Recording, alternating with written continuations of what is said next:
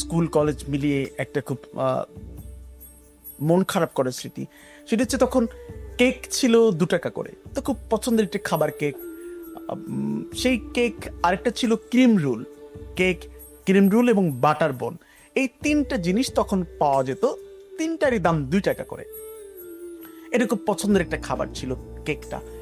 তো যখন ভাইয়ের পক্ষে এই 2 টাকা জোগাড় করা, প্রতিদিন 2 টাকা মানে তো মাসে 60 টাকা, একটা মোটা অঙ্কের টাকা তৎকালীন সময়।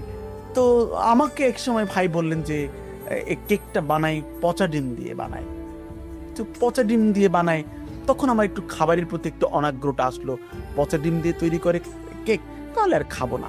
আইসক্রিম, আমাদেরকে আইসক্রিমে যে টাকা দিয়ে কিনতে হবে, এজন্য আমাদেরকে ছোটবেলায় বোঝানো হতো আইসক্রিম পচা পানি দিয়ে তৈরি করে, এটা খাওয়ার দরকার নেই।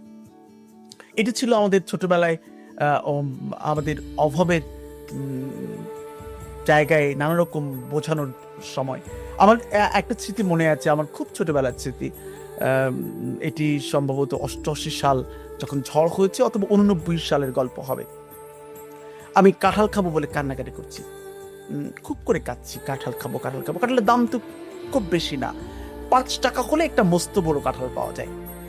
তো আমাদের তো সাংসারিক নানা রকম অভাব ছিল, আমি অভাবের গল্পটা আপনার কাছে বলিনি, আপনি কেঁদে ফেলতে পারেন সেজন্য।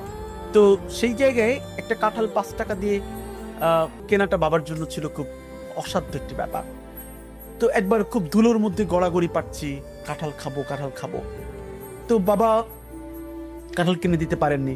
রবিবারের দিন আমাদের বাড়ির সামনে দিয়ে মাথায় করে, তখন তো ভ্যান ট্যান কম ছিল, মাথায় করে কাঁঠাল নিয়ে যাচ্ছে, সবজি নিয়ে যাচ্ছে। রোববারের দিন হাটবার, আমি ধুলোর মধ্যে গড়াগড়ি পাচ্ছি যে কাঁঠাল খাবো।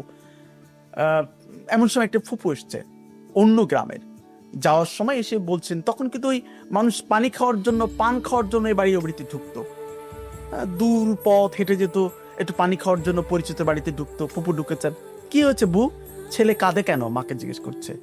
তো মা বলছে যে ওকে কাঁঠাল খাবে, ওকে ভাত দিতে পারি না, কাঁঠাল দেবো কোত্থেকে। তো ফুপু বাড়িতে চলে গেছেন।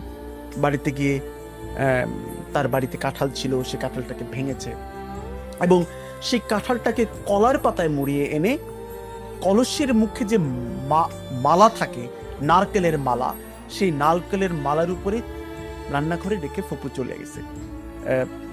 আমি আপনাকে ওই সময়টাকে তুলে আনতে পেরেছি কিনা জানি না, কিন্তু গল্পটা হচ্ছে এরকম যে পাশের গ্রামে তিনি গেছেন, কাঁঠাল ভেঙে এসে কাঁঠাল কলার পাতায় কিনে এসে কলসের মালার মধ্যে রেখে তিনি চলে গেছেন, আমি খেয়েছি।